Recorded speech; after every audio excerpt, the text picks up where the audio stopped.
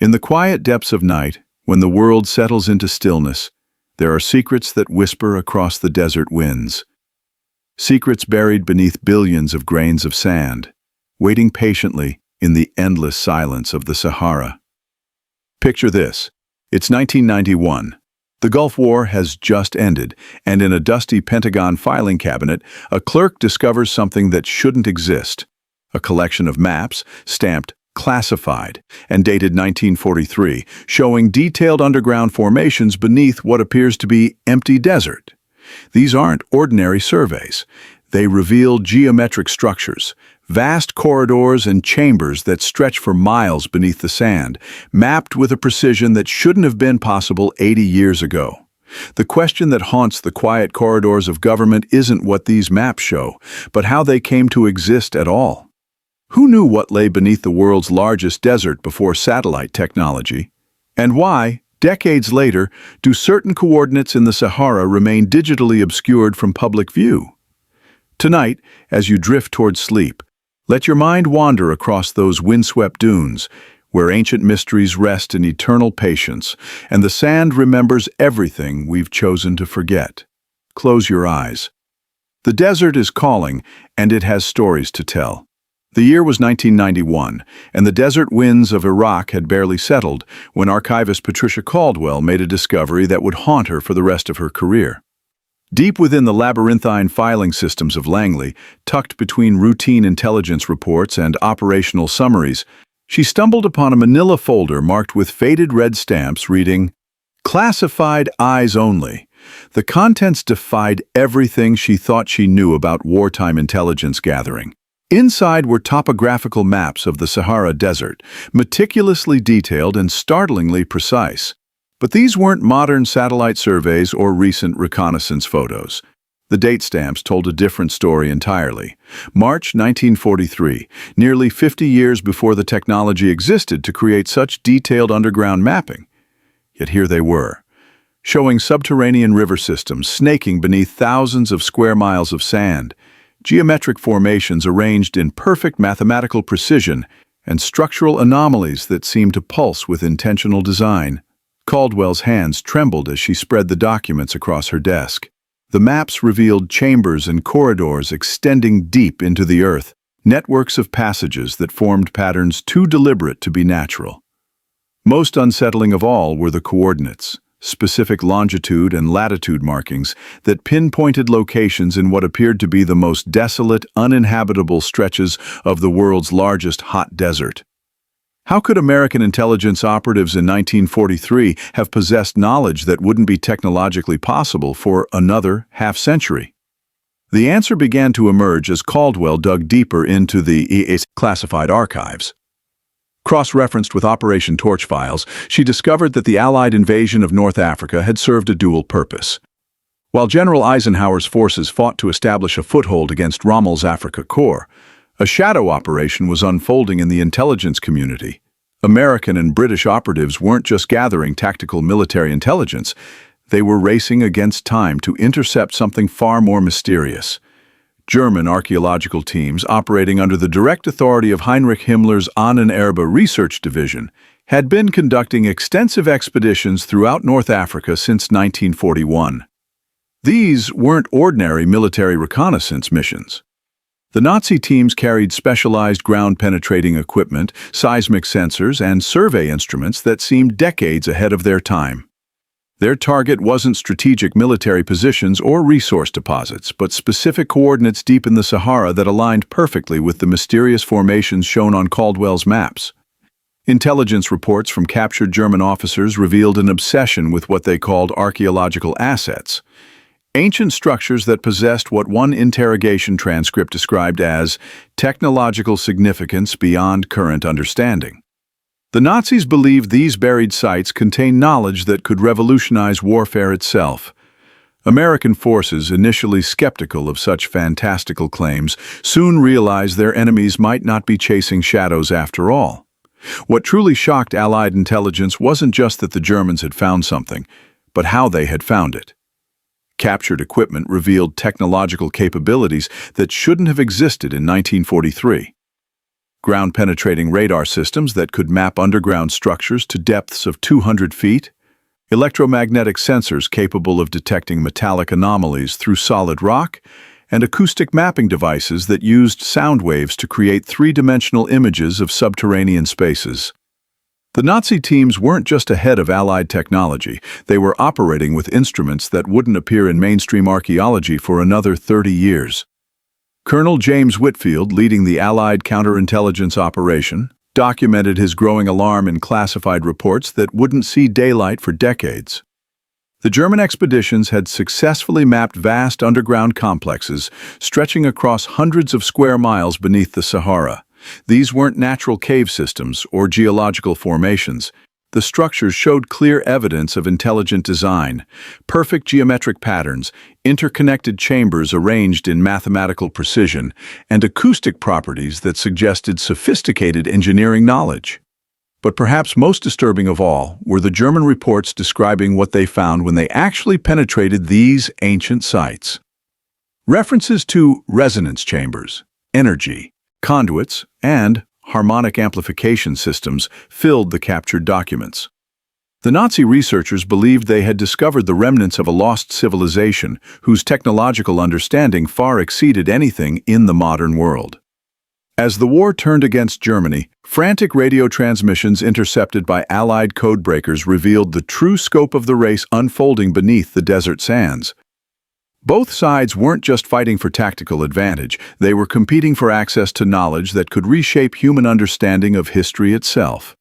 The final German expedition reports, dated just weeks before their African forces collapsed, spoke of successful excavations and the recovery of artifacts that defied conventional explanation. Patricia Caldwell stared at the final document in the classified folder. A handwritten note from Colonel Whitfield himself. "Whatever the Germans found down there," he had written, "we cannot allow it to remain buried. The implications are too significant. Recommend immediate classification of all materials under national security protocols. This knowledge must be preserved, controlled, and studied away from public scrutiny."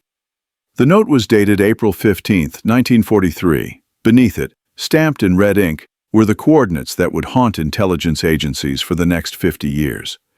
The same coordinates that, decades later, would draw the attention of modern satellite surveillance and ground-penetrating radar systems. The same coordinates where, in the 1990s, mysterious signals would begin emanating from deep beneath the sand. Signals that suggested something ancient was stirring, waiting to be rediscovered. But that discovery would come with technologies and revelations that would make the 1943 findings seem like mere whispers of a much larger truth. 50 years after Patricia Caldwell's shocking discovery in the CIA archives, the desert was about to reveal its secrets once again. Dr. Amanda Torres, a geophysicist specializing in subsurface imaging, never expected her routine geological survey of the Sahara to change everything she believed about human history. Armed with state-of-the-art ground-penetrating radar technology, her team was conducting mineral exploration surveys for a consortium of international mining companies when the instruments began detecting something extraordinary. 200 feet beneath the shifting sands, the radar painted a picture that defied all logical explanation. Massive geometric structures stretched across the desert floor in perfect mathematical precision. Hexagonal chambers connected by corridors that formed intricate patterns reminiscent of circuit boards or neural networks. The formations were vast, covering an area larger than Manhattan, yet remained completely invisible to the naked eye above ground. What made Torres's hands shake as she stared at the radar displays wasn't just the size or complexity of these underground structures, it was their coordinates. Cross-referencing the data with historical surveys, she realized these formations aligned perfectly with locations marked on classified maps from 1943. The same coordinates that had sparked the frantic Nazi expeditions during World War II. The implications hit her like a thunderbolt. How had German scientists 70 years earlier known exactly where to look for structures that required 21st century technology to detect? Torres immediately contacted her project supervisor, retired Air Force Colonel Wesley Garrett, a man whose decades of experience in classified military surveys had taught him to recognize when routine science crossed into dangerous territory. Garrett arrived at the remote research camp within hours, bringing with him sealed files that he had hoped never to open again. As he spread declassified documents across the makeshift laboratory table, the pieces of an impossible puzzle began to fall into place. The Nazi expeditions of 1943 hadn't been shooting blind into the desert. Their survey equipment, captured and studied by Allied forces after the war, revealed technological capabilities that shouldn't have existed for another 3 decades. Ground-penetrating radar systems that could map structures through 200 feet of solid sand, electromagnetic sensors capable of detecting metallic anomalies deep underground, and acoustic mapping devices that used sound waves to create 3-dimensional models of subterranean architecture. "We reverse-engineered their equipment after the war," Garrett admitted quietly, his weathered hands tracing the coordinates on Torres' computer screen. "Operation Paperclip brought over their scientists, but we also brought over their technology. What we found scared the hell out of us. The Germans weren't just ahead of us. They were operating with knowledge that seemed to come from somewhere else, entirely. The radar data showed structures that defied conventional understanding of ancient engineering, yet the Nazi teams had located them with pinpoint accuracy, using instruments that officially didn't exist until the 1970s. What happened next would haunt Garrett for the rest of his career.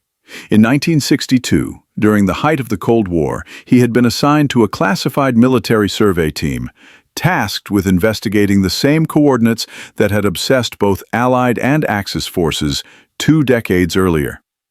Using newly developed satellite reconnaissance and advanced ground-penetrating technology, his team confirmed what the German expeditions had discovered: vast underground complexes that showed clear evidence of intelligent design and sophisticated engineering.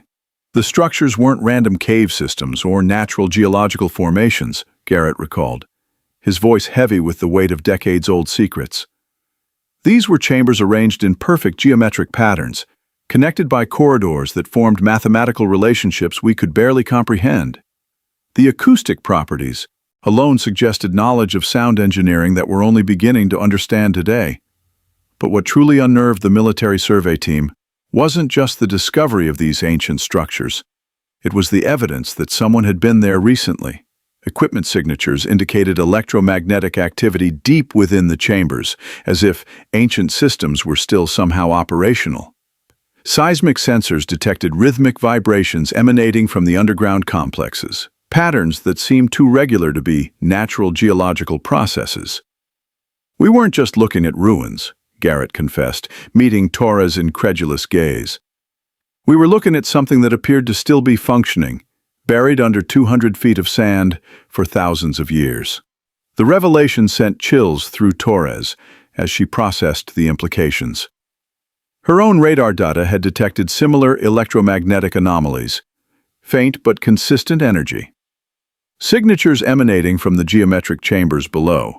What she had initially dismissed as equipment interference now took on a far more sinister significance. The ancient structures weren't dormant archaeological sites. They were active systems operating according to principles that modern science couldn't explain. Garrett pulled out a worn photograph from his classified files, a grainy image taken during the 1962 survey showing geometric patterns visible through ground-penetrating radar. The formations were identical to what Torres' team had discovered 50 years later, down to the precise mathematical relationships between chambers and corridors. But most disturbing was a handwritten note clipped to the photograph. "Electromagnetic output increasing. Recommend immediate evacuation and classification under national security protocols." "That's when they shut us down," Garrett said quietly. "Ordered us to pack up, destroy our data, and never speak of what we'd found." The official report classified the entire region as a geological hazard zone, off-limits to civilian research indefinitely. But as Torres stared at her computer screen showing the same mysterious structures that had terrified military scientists decades earlier, one question burned in her mind. If the government had known about these active ancient systems since 1962, why were mining companies now being granted exploration permits in the exact same coordinates? The answer would lead them into a web of post-war conspiracies that stretched from the Nevada desert to the halls of power in Washington, involving the very Nazi scientists who had first unlocked the secrets buried beneath the Saharan sands. The trail that Dr. Amanda Torres and Colonel Wesley Garrett had stumbled upon led directly into one of America's most closely guarded secrets, a post-war operation so controversial that its full scope remained classified for over 50 years. Operation Paperclip, officially described as the recruitment of German rocket scientists to advance American space technology, had always been presented to the public as a straightforward scientific exchange. But declassified documents from the National Archives revealed a far more disturbing truth. Dr. Margaret Holbrook, a historian specializing in post-war intelligence operations, had spent decades piecing together the real story behind Paperclip. Her research revealed that among the 1,600 German scientists secretly brought to America between 1945 and 1959, a significant number weren't rocket engineers or weapons specialists at all. They were archaeologists, geophysicists, and acoustic engineers, experts in what Nazi documents referred to as ancestral research and ancient technologies. The man history remembers as the father of the American space program, Wernher von Braun, had indeed led teams that included these unconventional specialists. But their mission wasn't solely focused on reaching the moon. Buried within classified project files were references to continued research into the very same Saharan underground complexes that had obsessed German expeditions during the war. The American government hadn't just captured Nazi rocket technology. They had inherited an entire research program dedicated to unlocking the secrets of a lost civilization. What Holbrook discovered in the declassified files defied everything the public had been told about Operation Paperclip. Among von Braun's handpicked team were Dr. Klaus Richter, a specialist in acoustic archaeology, who had developed techniques for mapping underground structures using sound waves, and Dr. Ingrid Zimmermann, a geophysicist whose wartime research focused on what she called resonance engineering, the study of how ancient structures could amplify and manipulate electromagnetic frequencies. These weren't fringe scientists operating on the margins of the Nazi research apparatus. They were core members of Himmler's Ahnenerbe, the ancestral heritage organization that had funded expeditions across the globe in search of advanced technologies from lost civilizations. Their work had taken them from the caves beneath Tibet to the mysterious ruins of the Sahara, always following the same obsession: that somewhere in the ancient world lay knowledge that could revolutionize modern technology. The most shocking revelation came from personnel files that remained classified until 1995. Dr. Richter's post-war research at White Sands Missile Range wasn't limited to rocket acoustics. He was using American military resources to continue his wartime investigations into what he termed harmonic archaeology, the belief that ancient civilizations had mastered technologies based on sound, frequency, and resonance that modern science was only beginning to understand. Project documents showed that by 1950, Richter's team had successfully recreated some of the acoustic mapping techniques first developed during Nazi expeditions to the Sahara. But as the Cold War intensified, something fundamental shifted in how the American government approached these discoveries. What had begun as scientific curiosity transformed into strategic paranoia. Intelligence agencies realized that knowledge of advanced ancient technologies could provide decisive military advantages, or, if it fell into enemy hands, could threaten national security. The decision was made at the highest levels to classify all research related to the Saharan discoveries under the most restrictive security protocols. General Anthony Morrison, director of the newly formed Defense Intelligence Agency, issued a classified directive in 1952 that would shape government policy for decades to come. All data related to archaeological anomalies of potential strategic value was to be compartmentalized, restricted to personnel with the highest security clearances, and removed from standard scientific channels. The cover-up wasn't born from malice, but from fear. Fear that America's enemies might gain access to technologies that could reshape the balance of power. Dr. Richter's acoustic research was quietly transferred from White Sands to a classified facility in Nevada, where it merged with other black-budget programs studying unconventional technologies. His official personnel file was scrubbed of any reference to archaeological work, listing him only as a propulsion systems specialist. Dr. Zimmerman suffered a similar fate, her groundbreaking research into resonance engineering buried under layers of classification that wouldn't be lifted for 40 years.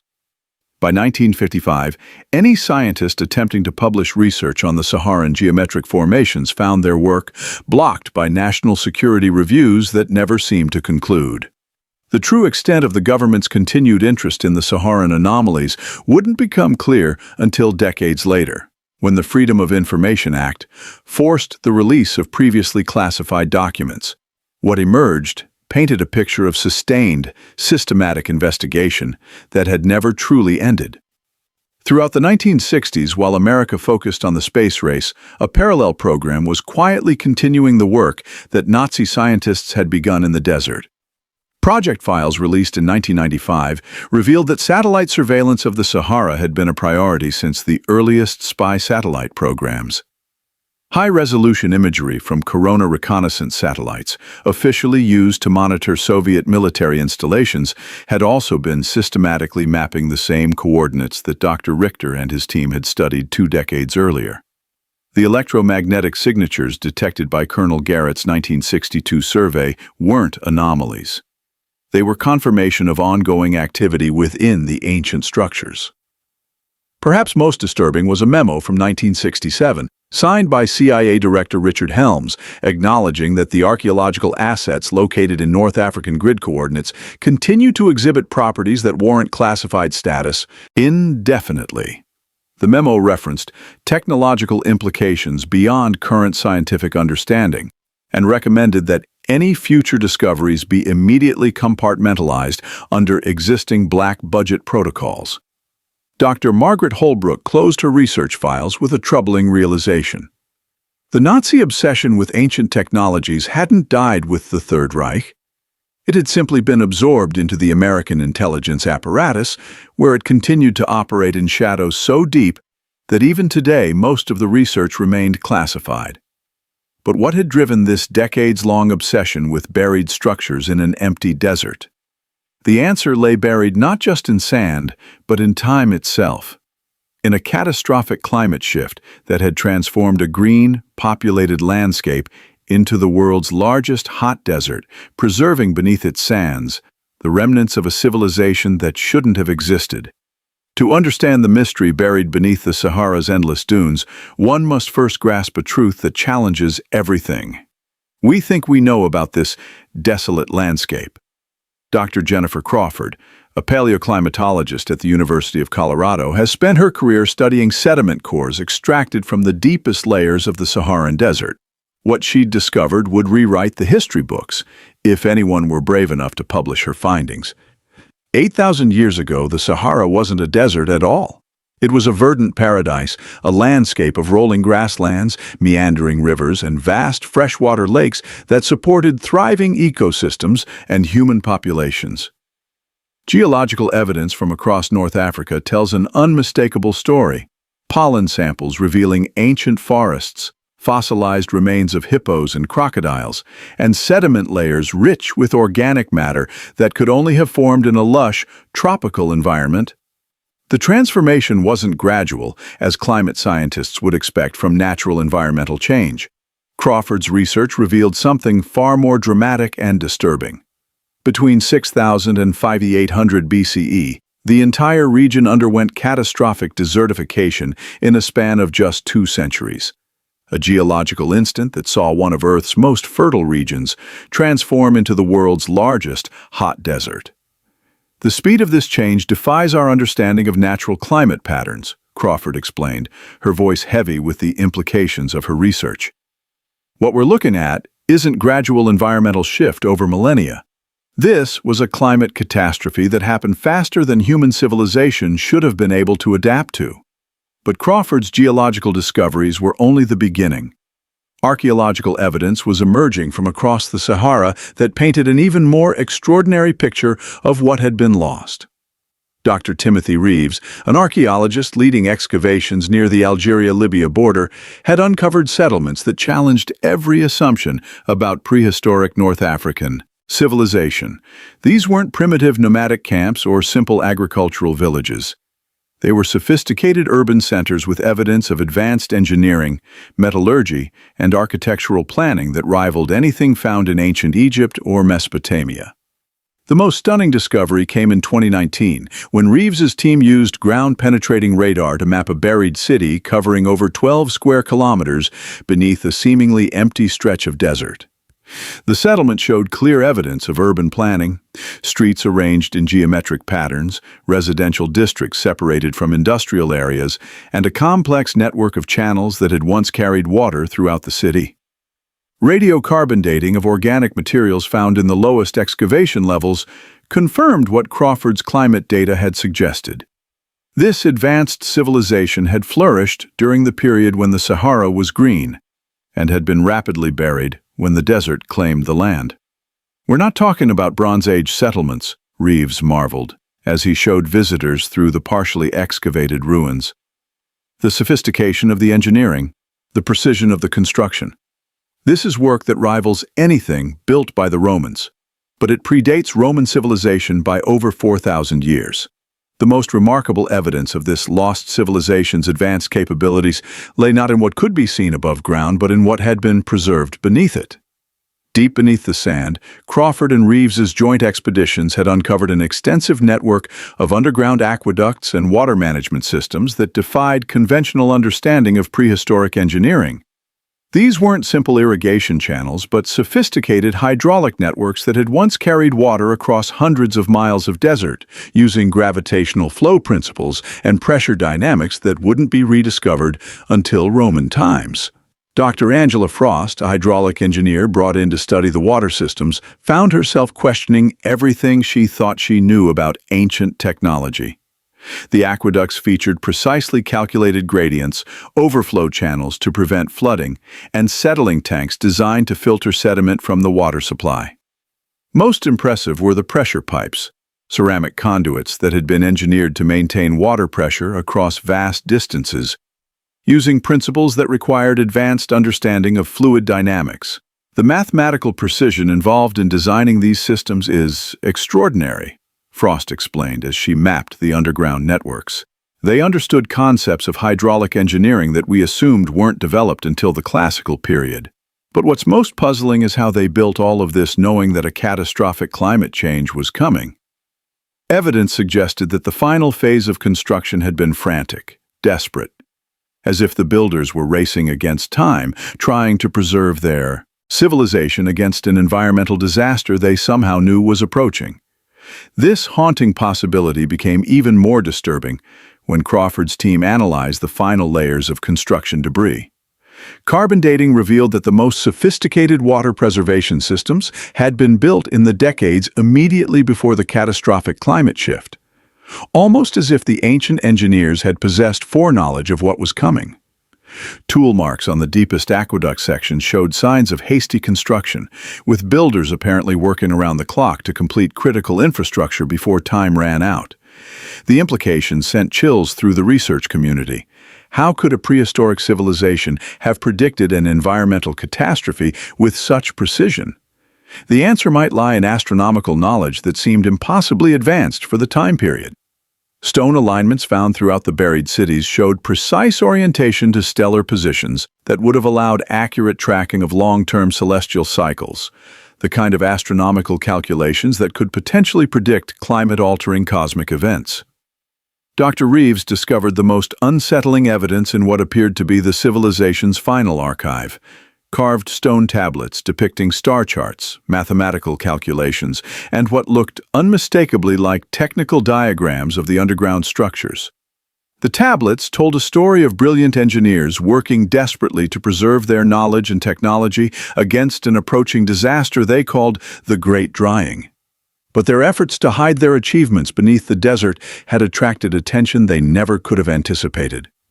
The very systems they built to preserve their civilization had become the electromagnetic anomalies that would draw the interest of Nazi archaeologists, American intelligence agencies, and ultimately modern military researchers who understood that ancient knowledge could become tomorrow's weapons.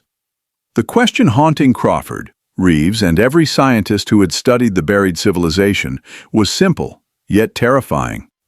If this advanced culture couldn't survive the climate catastrophe despite all their preparation and knowledge, what did that mean for our own civilization facing similar environmental challenges? And why were military forces around the world suddenly so interested in excavating technologies that had failed to save their original creators? The trail of ancient mysteries buried beneath the Sahara had attracted more than just archaeologists and climate scientists. By the late 1990s, the same coordinates that had obsessed Nazi expeditions and Operation Paperclip researchers were drawing intense scrutiny from an entirely different kind of organization, one with virtually unlimited resources and no obligation to share its findings with the public. Investigative journalist Lisa Coleman had spent 3 years using Freedom of Information Act requests to pierce the veil of secrecy surrounding Pentagon activities in North Africa. What she discovered in declassified Defense Department files painted a disturbing picture of ongoing military interest in what officials euphemistically termed geological anomalies of strategic significance. Since 1995, the Department of Defense had quietly allocated over $200 million to projects classified under Advanced Geological Survey Operations, funding that had no apparent connection to conventional military objectives.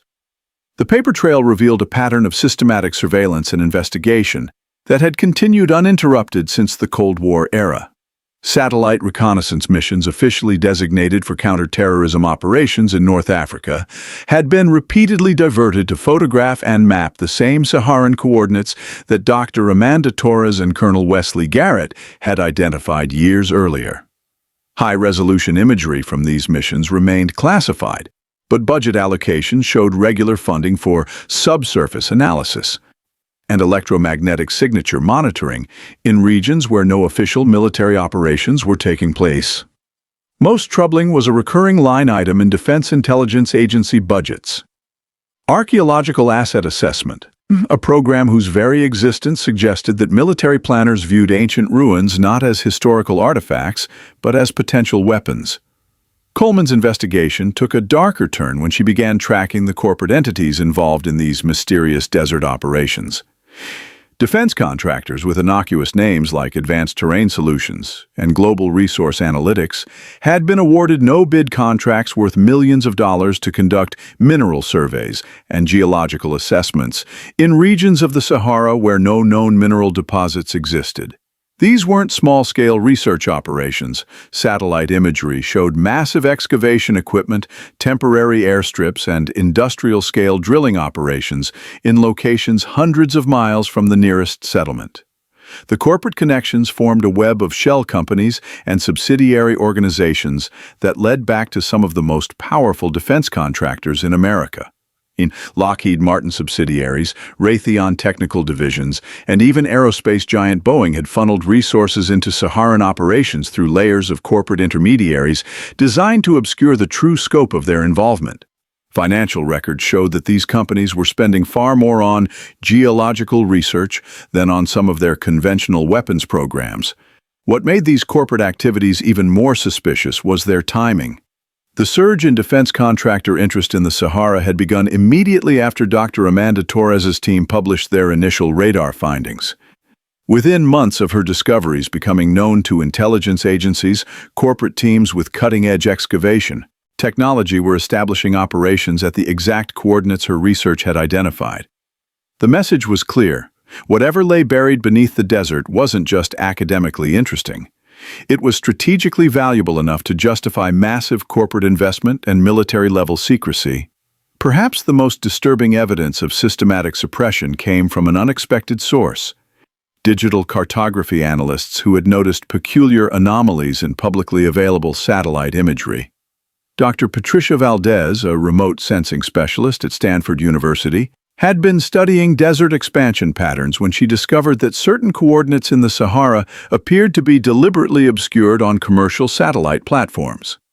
Google Earth, Microsoft's Bing Maps, and even scientific databases like NASA's Earth Observatory showed pixelated blur zones, outdated imagery, or complete digital blackouts in precisely the areas where Coleman's research had identified defense contractor activities. The pattern was too systematic to be coincidental. Rectangular sections of desert covering hundreds of square kilometers were consistently masked across multiple satellite platforms, despite these same platforms providing crystal-clear imagery of sensitive military installations worldwide. When Valdez attempted to access higher-resolution data through academic channels, she discovered that imagery from these coordinates was classified under national security protocols, the same classification level used to protect nuclear facilities and strategic military assets. Even more troubling was the discovery that the satellite blackouts weren't limited to American platforms. European Space Agency imagery, Russian satellite feeds, and even commercial providers from China showed identical obscuring patterns in the same Saharan coordinates. The implications were staggering. Whatever was happening in the desert had prompted unprecedented international cooperation in information suppression. The digital censorship extended beyond imagery to scientific data. Electromagnetic surveys, geological reports, and even academic papers referencing the specific coordinates were being systematically removed from public databases, or blocked from publication through national security reviews that never seemed to conclude. The breakthrough in understanding the true scope of the cover-up came from an unexpected source, a former military contractor willing to risk everything to reveal what he had witnessed firsthand. Thomas Brenner had spent 15 years working classified excavation projects for advanced terrain solutions before his conscience finally overcame his security clearance obligations. What he revealed to Coleman in a clandestine meeting would change everything she thought she knew about the Saharan operations. Brenner had been part of a specialized team conducting what officials called archaeological recovery operations at coordinates that perfectly matched the ancient city sites discovered by Dr. Timothy Reeves. But these weren't careful scientific excavations. They were industrial-scale extraction operations using heavy machinery to rapidly access the underground structures. The teams weren't preserving artifacts, they were harvesting technology. Brenner described chambers filled with acoustic equipment that still functioned after thousands of years. Resonance devices that could manipulate electromagnetic fields and architectural features that seemed to amplify and focus sound waves with impossible precision. "We weren't just finding ruins," Brenner confessed, his hands trembling as he described equipment that defied conventional understanding. "We were finding machines, ancient machines that were still operational. The acoustic chambers could generate frequencies that affected everything from human consciousness to electronic equipment. The military wasn't just studying these devices. They were reverse engineering them. The implications were staggering. The same acoustic technologies that Dr. Klaus Richter had studied during Operation Paperclip were being actively developed by modern defense contractors, creating weapon systems based on knowledge stolen from a civilization that had vanished 8,000 years ago. But Brenner's revelations raised an even more disturbing question. If these ancient acoustic systems were still functional after millennia of burial, what else might be awakening beneath the Saharan sands? The revelation that ancient acoustic systems were still operational beneath the Sahara led to discoveries that would challenge everything scientists thought they knew about prehistoric technology. Dr. Marcus Sullivan, a seismologist from the University of California, had been recruited by the Pentagon to investigate what military officials euphemistically called subsurface acoustic anomalies, in the same coordinates where Thomas Brenner's excavation teams had been operating. Using state-of-the-art seismic monitoring equipment, Sullivan's team detected something that defied all conventional understanding of geological processes. Deep beneath the sand, rhythmic vibrations pulsed through the earth at precisely measured intervals. 7.83 Hz, the exact frequency of the Earth's natural electromagnetic resonance, known as the Schumann resonance. But these weren't random geological tremors or natural seismic activity. The vibration showed clear evidence of artificial generation, as if massive acoustic devices buried for millennia were still actively operating, according to some unknown purpose. The patterns were too regular, too mathematically precise to be anything but deliberately engineered. Sullivan's instruments recorded complex harmonic progressions that suggested the underground structures weren't just producing sound. They were creating sophisticated acoustic compositions that seemed to interact with the Earth's natural electromagnetic field. Most disturbing was the discovery that the vibrations were increasing in intensity and frequency, as if the ancient systems were somehow responding to modern excavation activities. "We're not just detecting residual echoes from archaeological sites," Sullivan explained to his Pentagon handlers, his voice heavy with implications he barely understood. "We're monitoring an active acoustic network that appears to be awakening after thousands of years of dormancy." The engineering implications of Sullivan's discoveries attracted the attention of Dr. Evelyn Hayes, an acoustical engineer who had spent her career designing concert halls and recording studios for optimal sound performance. When Pentagon officials recruited her to analyze the underground acoustic properties, she expected to find crude prehistoric attempts at sound manipulation. What she discovered instead was engineering sophistication that surpassed anything in the modern world. The buried chambers weren't just hollow spaces, they were precisely calculated acoustic resonators designed to amplify, focus, and transmit sound waves across vast distances with minimal energy loss. The mathematical relationships between chamber dimensions, corridor angles, and surface textures showed understanding of harmonic principles that wouldn't be formally discovered until the 19th century. Each chamber was tuned to specific frequencies, creating an underground network that could transmit complex acoustic signals across hundreds of miles of desert. Most remarkable was the discovery that the chambers were designed to interact with natural geological formations. The ancient engineers had positioned their acoustic devices to take advantage of underground water tables, mineral deposits, and rock formations that would naturally amplify and direct sound waves. The entire network functioned as a massive geological instrument, using the Earth itself as a resonating chamber. "The level of acoustic engineering is extraordinary," Hayes reported to her military supervisors. "These chambers could generate focused sound waves powerful enough to shatter rock, create localized earthquakes, or even affect human brain chemistry through infrasonic manipulation. We're looking at weapon systems disguised as architectural marvels."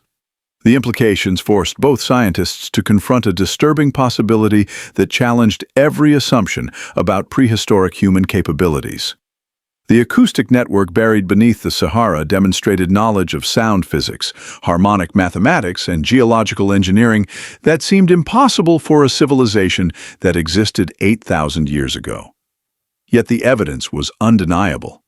These ancient builders had understood principles of acoustic manipulation that modern science was only beginning to explore. Dr. Catherine Palmer, an archaeoacoustician brought in to study the historical implications, discovered that similar acoustic anomalies existed at ancient sites worldwide. The resonance chambers at Newgrange in Ireland, the acoustic properties of Mayan pyramids, the sound-focusing architecture of ancient Greek theaters, all showed mathematical relationships that suggested a shared understanding of harmonic engineering. But the Saharan network was different in its scope and sophistication, as if it represented the pinnacle of an ancient science that had been lost to history. Palmer's research revealed references in ancient texts to voice stones and sound chambers that could speak across great distances, shake the earth, or even open doorways between worlds. What historians had dismissed as mythology began to look like technical documentation, written in the language of legend. The builders hadn't just created architectural marvels. They had developed technologies that manipulated the fundamental frequencies of matter itself.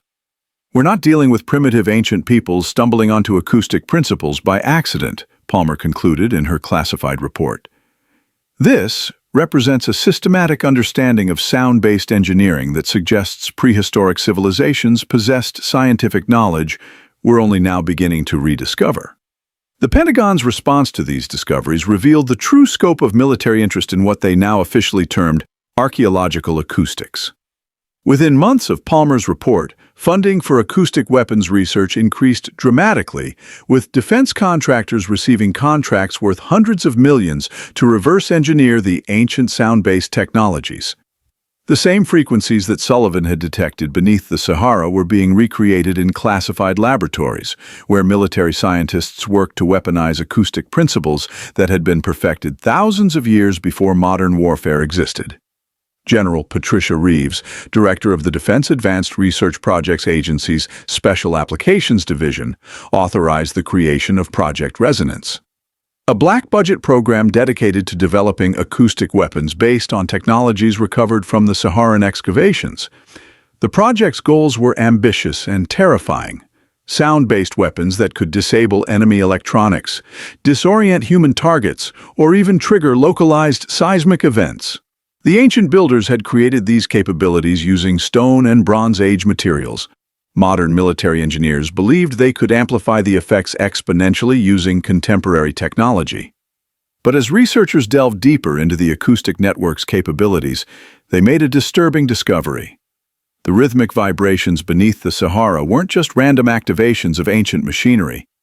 They formed patterns that suggested communication, as if the buried systems were part of a much larger network spanning continents.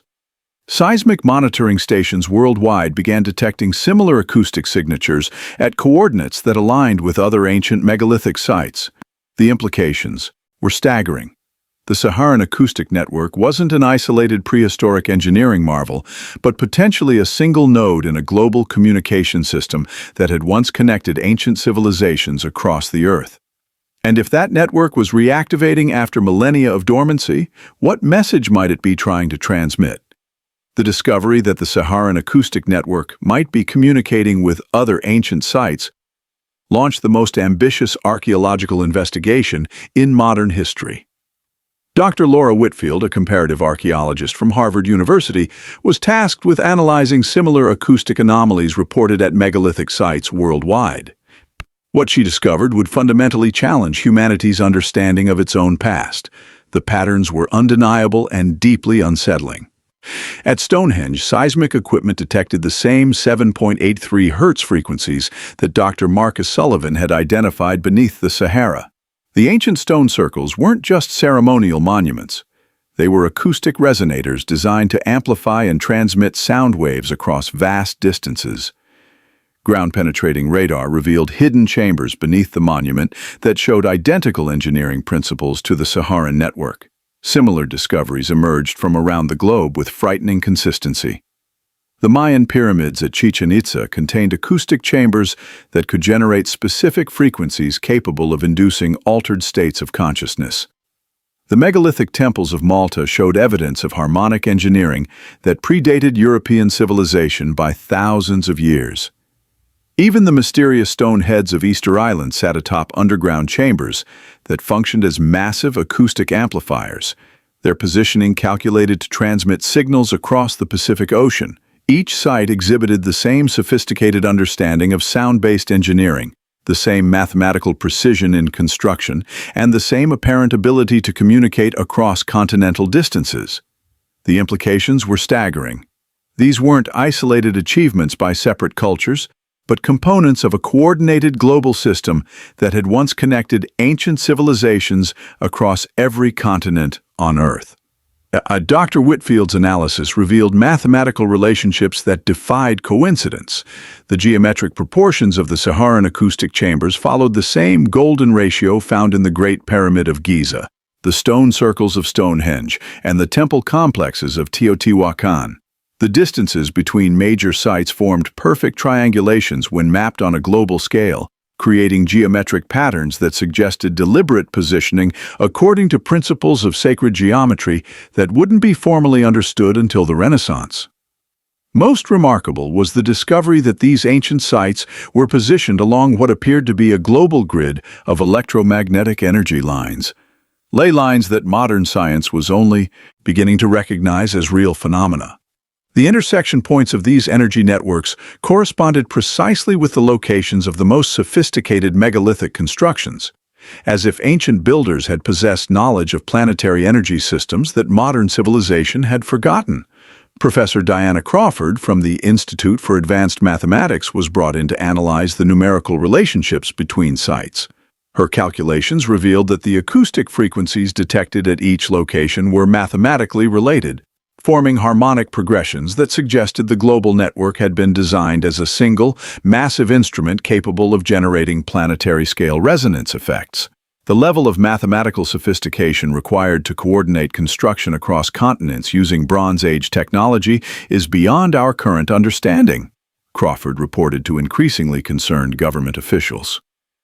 We're looking at evidence of a global civilization that possessed scientific knowledge we're only now beginning to rediscover. The network theory that emerged from these discoveries forced researchers to confront a possibility that challenged the fundamental assumptions of human history. Traditional archaeology depicted civilization as a gradual progression from isolated hunter-gatherer societies to increasingly complex regional cultures, but the evidence from the acoustic network suggested something entirely different. A sophisticated global civilization that had existed thousands of years before recorded history, possessing technological capabilities that surpassed many modern achievements. Dr. Anthony Moore, a systems analyst brought in to model the network's functionality, created computer simulations that revealed the true scope of the ancient global communication system. The network wasn't just capable of transmitting acoustic signals, it could coordinate complex information exchange between continents, synchronize astronomical observations across the globe, and even manipulate electromagnetic fields on a planetary scale. The mathematical precision required to design and implement such a system suggested organizational capabilities that rivaled modern international projects like the Internet or GPS satellite networks. Perhaps most disturbing was the evidence that this global civilization had been deliberately erased from history. The acoustic network showed signs of systematic deactivation rather than gradual decay, as if the ancient builders had intentionally shut down their communication systems before abandoning their sites. Geological evidence suggested that many of the network nodes had been buried or concealed during the same time period, around 6000 BCE, when the Saharan climate catastrophe had occurred. The implications forced researchers to consider whether humanity had already achieved global civilization once before, only to lose it in a planetary disaster that reset human development back to primitive survival modes. For Dr. Laura Whitfield, the personal impact of these discoveries went far beyond academic curiosity. Standing in her Harvard laboratory surrounded by data that challenged everything she had been taught about human history, she found herself grappling with profound questions about the nature of human advancement. If civilization was cyclical rather than linear, if humanity had risen to technological heights before only to fall back into darkness, what did that mean for the future of modern society? The evidence suggested that human beings were capable of far greater achievements than previously imagined, but also that those achievements were fragile, vulnerable to catastrophic collapse that could erase millennia of progress in a matter of decades. The acoustic network represented not just technological sophistication, but global cooperation on a scale that modern humanity had never achieved. Yet it had all disappeared, leaving only whispers in stone and sand. Dr. Whitfield's final report to government officials carried a warning that would haunt policymakers for years to come. The ancient global civilization hadn't failed because of technological limitations. They had possessed capabilities that exceeded modern science in many areas. They had failed because they couldn't prevent or survive a planetary catastrophe that reset the entire trajectory of human development. The question that kept her awake at night was whether modern civilization, despite all its apparent sophistication, was any more resilient than its forgotten predecessors. But as troubling as these philosophical implications were, they paled compared to the discovery that modern governments and corporations had known about the global network for decades and had been systematically suppressing evidence while secretly attempting to weaponize technologies that had once connected humanity across the globe. The cover-up wasn't just about hiding archaeological discoveries. It was about concealing evidence that human civilization might be far more fragile and cyclical than anyone dared to admit. The evidence of a lost global civilization should have rewritten history books and revolutionized our understanding of human achievement. Instead, it disappeared into the same shadowy bureaucracy that had concealed the truth for decades. Dr. Charles Freeman, a Freedom of Information Act specialist who had spent years battling government secrecy, watched in frustration as every attempt to bring the acoustic network discoveries into public discourse was systematically blocked by agencies that seemed to operate with unlimited authority and zero accountability. The modern suppression campaign made the Cold War-era classification efforts look primitive by comparison. Rather than simply stamping documents classified, government agencies now employed sophisticated information warfare techniques designed to discredit discoveries before they could gain public attention. Scientists who attempted to publish research on the global acoustic network found their funding mysteriously cut, their academic positions eliminated, or their work subjected to endless peer review processes that never seemed to conclude. Dr. Freeman documented case after case of researchers whose careers had been destroyed for getting too close to the truth. Dr. Laura Whitfield's groundbreaking analysis of the global network had been classified immediately after submission to government officials, and her subsequent attempts to discuss her findings publicly had resulted in legal threats and professional ostracism. Dr. Marcus Sullivan's seismic research had been seized under national security provisions, and his university position had been terminated without explanation. The message to the scientific community was clear. Some knowledge was too dangerous for public consumption, and those who persisted in seeking truth would pay a heavy personal price. But the suppression wasn't limited to government agencies. Corporate interests had discovered that the ancient acoustic network held implications far beyond archaeological curiosity.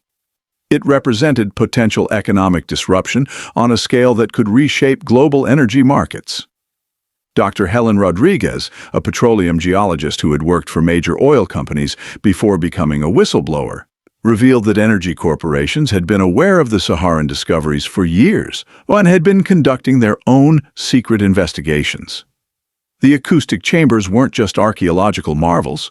They were positioned above vast underground resource deposits that conventional geological surveys had missed.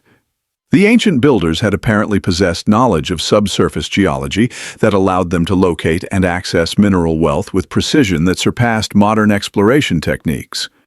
Oil companies using traditional seismic surveys had been drilling in areas adjacent to massive deposits that the acoustic network had been designed to exploit thousands of years earlier. Even more disturbing was Rodriguez's revelation that several major energy corporations had been reverse engineering ancient hydraulic technologies to enhance their extraction capabilities. The sophisticated water management systems that Dr. Angela Frost had discovered weren't just historical curiosities. They were blueprints for accessing underground resources that modern technology had deemed unreachable.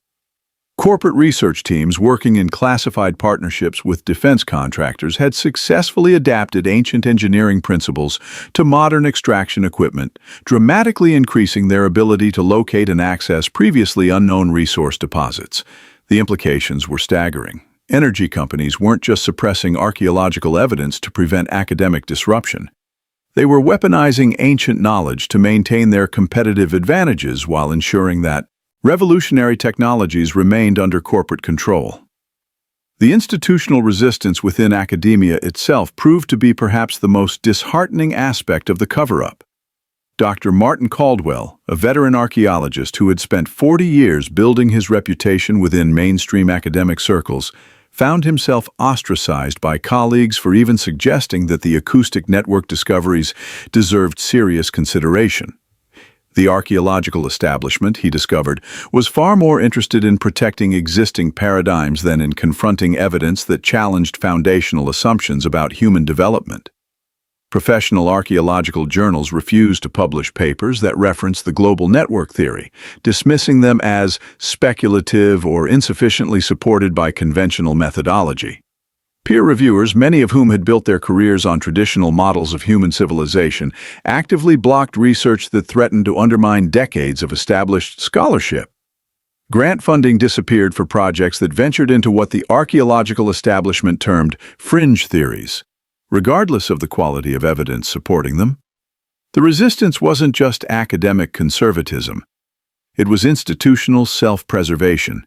If the evidence of a lost global civilization was accurate, Entire university departments would need to rewrite their curricula, textbooks would become obsolete, and established scholars would find their life's work relegated to historical footnotes.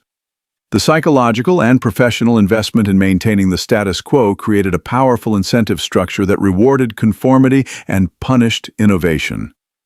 Dr. Caldwell watched in dismay as younger researchers learned to self-censor their findings, avoiding any discoveries that might jeopardize their career prospects in an academic environment that had become hostile to paradigm-shifting evidence. The digital age had transformed the battleground between disclosure and secrecy into a sophisticated information war that played out across social media platforms, search algorithms, and online databases. Dr. Sarah Palmer, a digital forensics expert who specialized in tracking information suppression, documented how evidence of the acoustic network discoveries was being systematically erased from public discourse through techniques that made traditional censorship seem primitive. Search engines were programmed to bury results related to the global network theory, directing users instead toward debunking articles and mainstream archaeological content that reinforced conventional historical narratives. Social media algorithms suppressed posts and videos that discussed the acoustic discoveries, limiting their reach through shadow banning techniques that made controversial content effectively invisible without overtly censoring it. Even academic databases were being retroactively edited, with papers and research references quietly disappearing from digital archives. The most insidious aspect of the digital suppression campaign was its deniability. Unlike traditional censorship, algorithmic suppression could be dismissed as coincidence, technical glitches, or natural market forces. When researchers complained that their work was being suppressed, they were told that low engagement metrics or quality concerns were responsible for reduced visibility, creating a perfect system of plausible deniability that protected those orchestrating the information blackout. But perhaps the most frustrating aspect of the modern cover-up was that it wasn't just about hiding archaeological discoveries. It was about preventing humanity from understanding patterns in its own history that might help prepare for similar challenges in the future. The same cyclical catastrophes that had destroyed previous global civilizations were still operating, and the knowledge needed to survive them was being deliberately concealed. As investigators like Dr. Freeman, Rodriguez, Caldwell, and Palmer fought to expose the truth, they began to realize that the answer might lie not in modern documents or digital archives, but in the cultural memories of peoples whose ancestors had survived the last Great Reset. Survivors who had preserved fragments of the ancient knowledge in ways that no government or corporation could ever suppress. Beyond the reach of government suppression and corporate manipulation lay a treasure trove of evidence that no agency could classify or algorithm could erase: the cultural memory of humanity itself. Dr. Elizabeth Turner, an anthropologist specializing in comparative mythology, had spent decades studying the persistent stories that appeared across every civilization on Earth. Tales that spoke of a time before the current age when the world had been fundamentally different. The patterns were too consistent to dismiss as coincidence. From the Sumerian epic of Gilgamesh to the Hindu Puranas, from Aboriginal Dreamtime stories to Native American flood legends, every culture preserved memories of a golden age that had ended in catastrophe. These weren't simple flood myths or creation stories. They were detailed accounts of advanced civilizations that had possessed knowledge and capabilities far beyond what mainstream archaeology attributed to prehistoric peoples. The Egyptian Zep-Tepe, the first time, described an era when divine beings had walked among humans, teaching them the arts of civilization, mathematics, and sacred architecture.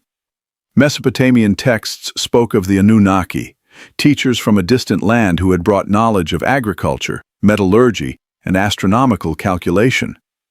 Hindu scriptures described the Dwapara Yuga, an age when humans had mastered technologies that could manipulate matter and energy on scales that resembled modern science fiction.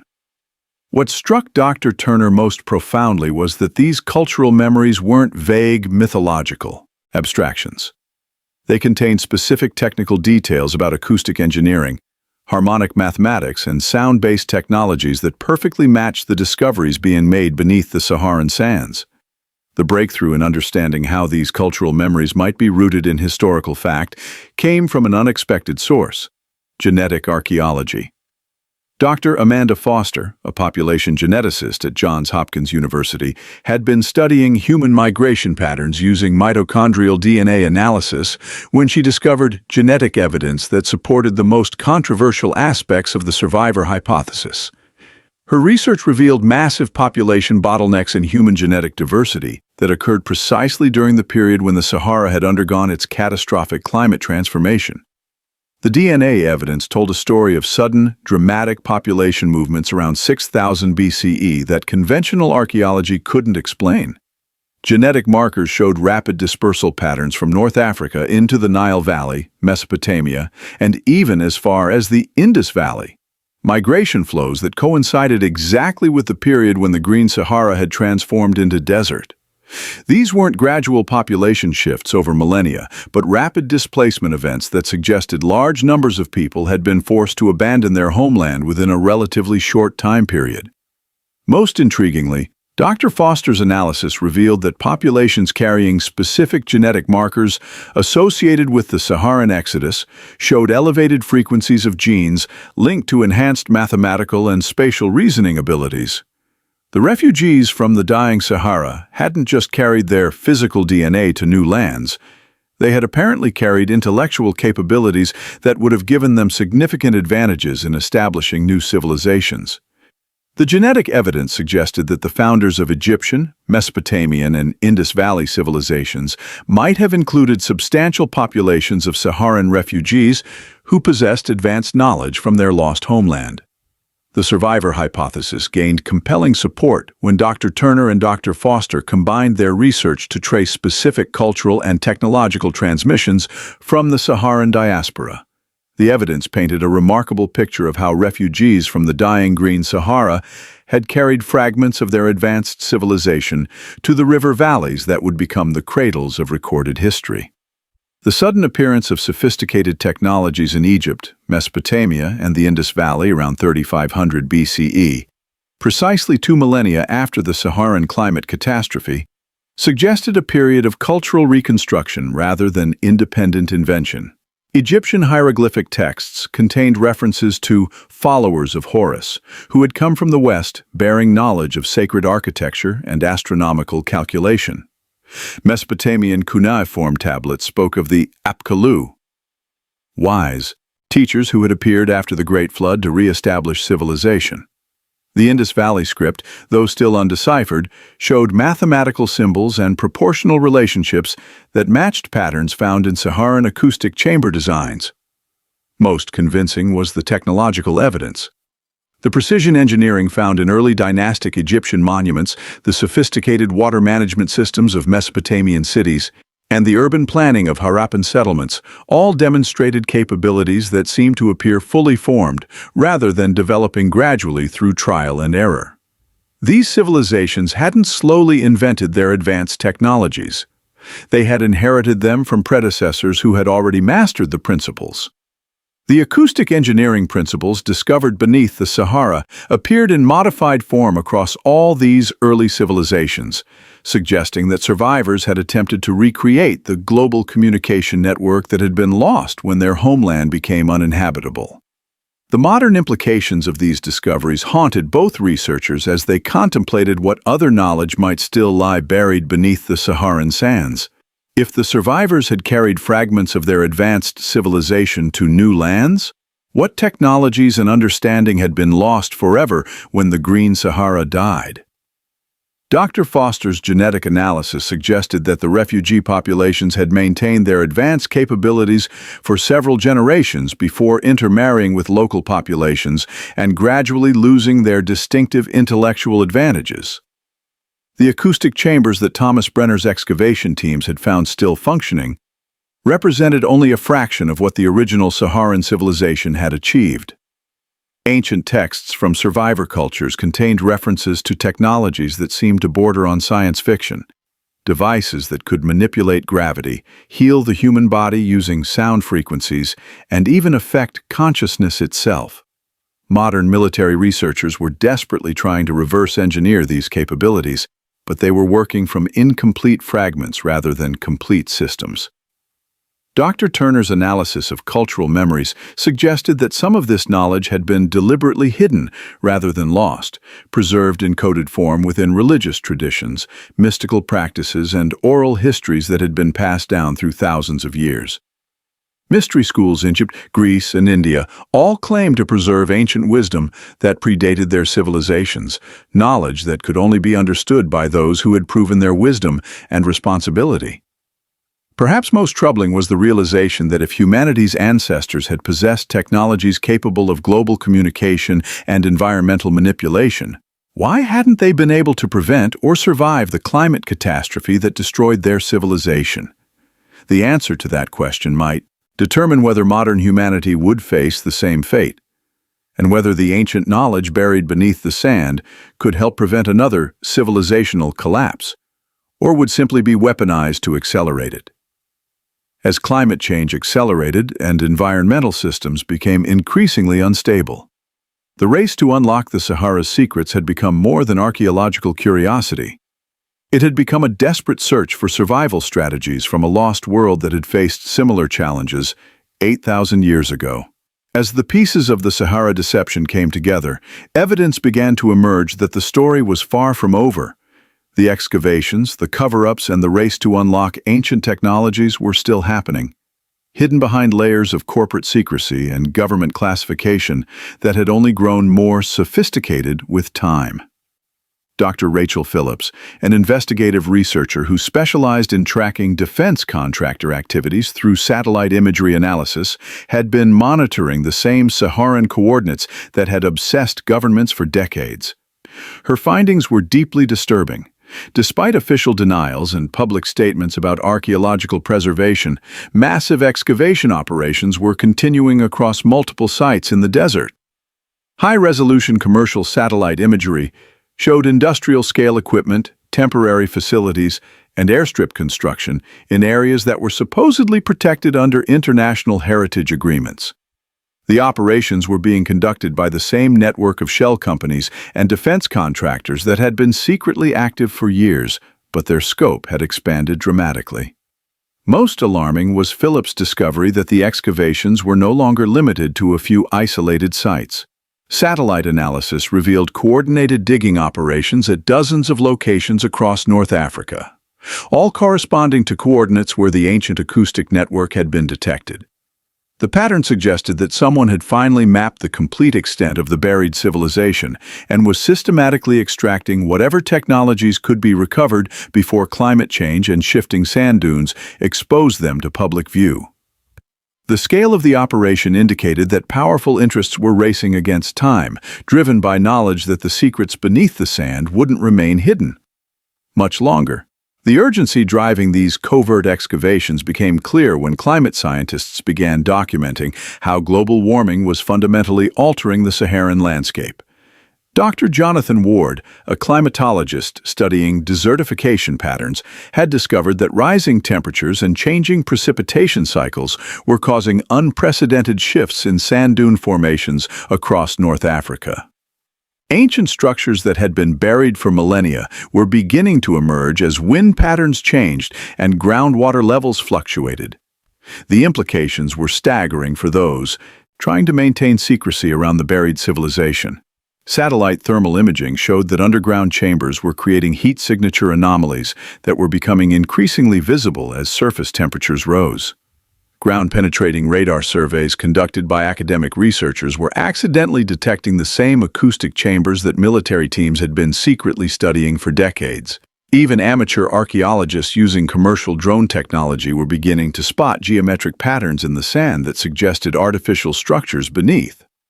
Dr. Ward's climate models predicted that within the next 2 decades, significant portions of the buried network would become naturally exposed through environmental changes that no government or corporation could control. The ancient acoustic chambers, with their precisely calculated resonance properties, were already beginning to emit detectable vibrations as changing groundwater levels affected their structural integrity. Seismic monitoring stations across North Africa were picking up the same rhythmic pulses that had first alerted researchers to the network's existence. The race to extract ancient technologies before they became publicly visible was intensifying, but nature itself was becoming an ally to those seeking transparency, gradually revealing secrets that had been deliberately concealed for generations. The most promising challenge to decades of institutional secrecy was coming from an unexpected source, a new generation of researchers who had grown up with digital technology and were using innovative approaches that traditional suppression methods couldn't easily counter. Dr. Ashley Monroe, a 28-year-old data scientist specializing in open-source intelligence, had assembled a network of young academics, citizen journalists, and technology activists who were systematically documenting evidence that government agencies and corporations thought they had successfully hidden. Using crowdsourced satellite analysis, blockchain-based data preservation, and encrypted communication networks, Monroe's team was building an undeniable archive of evidence about the ongoing Saharan excavations. They had developed techniques for detecting digital manipulation in satellite imagery, tracking shell company financial networks through public records, and preserving research data in ways that made traditional suppression tactics ineffective. When academic papers were blocked or removed from databases, the team immediately archived them on decentralized platforms that no single authority could control. Perhaps most importantly, they were reaching audiences that traditional media and academic institutions couldn't touch. Social media campaigns using compelling visual evidence and accessible storytelling were bringing the Sahara discoveries to millions of people who had never heard of acoustic archaeology or ancient civilizations. The younger generation's natural skepticism toward institutional authority, combined with their technological sophistication, was creating a transparency movement that was proving remarkably difficult to suppress. Monroe's team had documented connections between defense contractors, energy companies, and government agencies that painted a clear picture of coordinated suppression efforts spanning multiple decades. But as compelling as the evidence had become, fundamental questions remained that would determine humanity's future relationship with its hidden past. What would happen when the desert finally surrendered all its secrets to the inexorable forces of climate change and technological transparency? Would the ancient acoustic technologies be used to benefit humanity?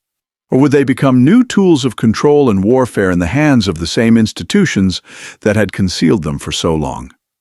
Dr. Phillips, Dr. Ward, and Dr. Monroe represented a new generation of researchers who understood that the battle for truth was ultimately a battle for humanity's right to understand its own history and potential.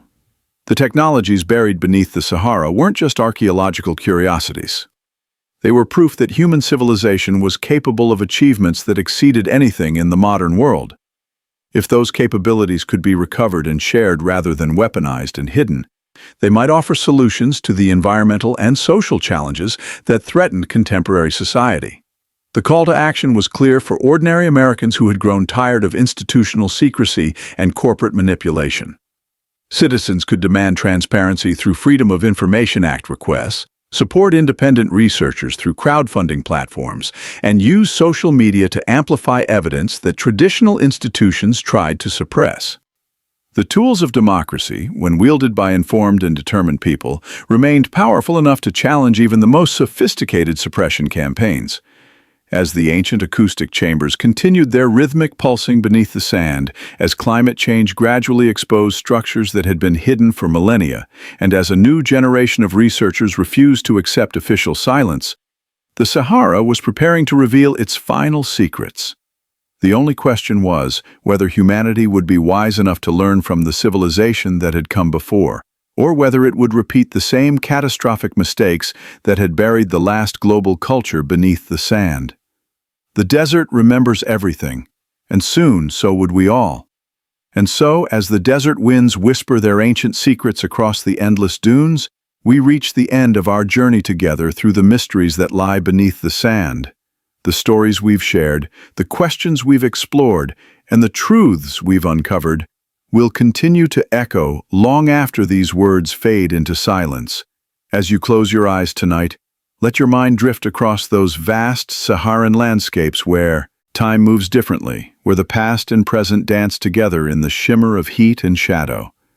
Know that somewhere beneath those shifting sands, ancient chambers still pulse with rhythms older than memory, keeping time with the heartbeat of the earth itself.